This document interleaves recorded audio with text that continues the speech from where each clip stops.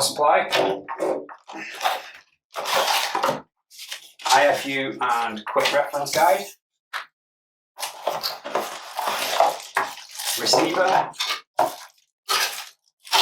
wall bracket and fixings, and screwdriver.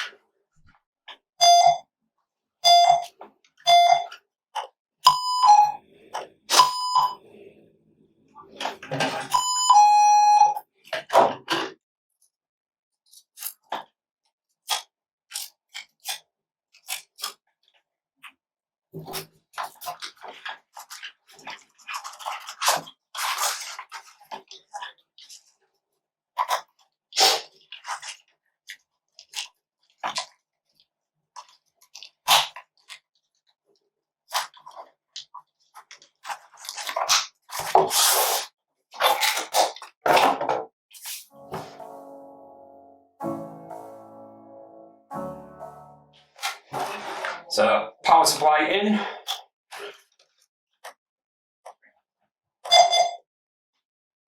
So there's a LED indicator at the top. Display shows any triggers and reset button. Short press to cancel one alarm, or long press to cancel multiple alarms. Volume control.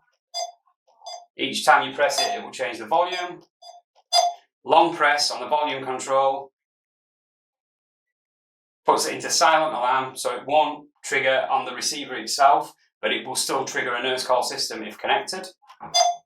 And long press of the reset button will put the system into hold. And hold is for when giving care. So people can trigger the alarms if they're on the floor or if they're on the mattress. They won't create a trigger for the nurse call system, and after 10 minutes it will go back into operational mode. It can be reset by just pressing the reset button. In the back of the unit we have the power switch. We have a delay function, so if you don't want the system to arm immediately, if you don't want the system to trigger immediately, you can have a 2-second delay or a 4-second delay before it will trigger the nurse call system if connected. We have the normally closed and normally open switch. So this will work on different systems that have different outputs. We have a tone select here for different tones, and then you have the pairing button that you need for pairing different mats. Also, you can run the system on batteries. Battery life will be about 3 months, but obviously you get a mains power supply with it, so we recommend you use that.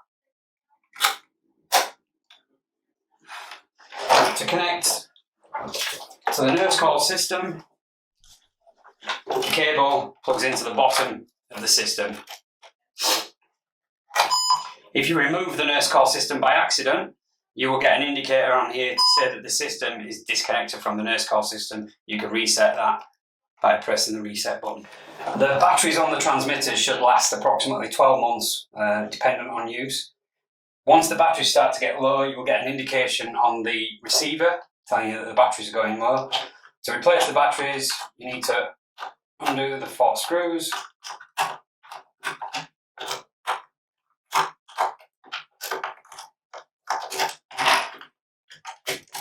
And then replace the 2 AAA batteries. If you're going to store the system for a long period of time without use, take the batteries out before you put it into storage.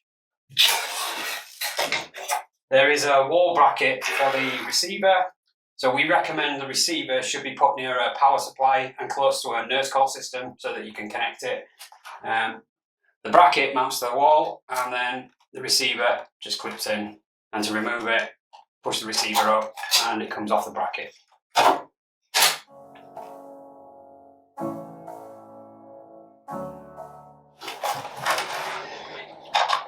Oops. Each time the system is powered up, it will enter an initialization period for up to 10 minutes.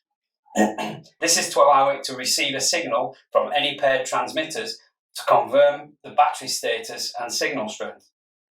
The symbol will flash and the 10-minute timer will count down.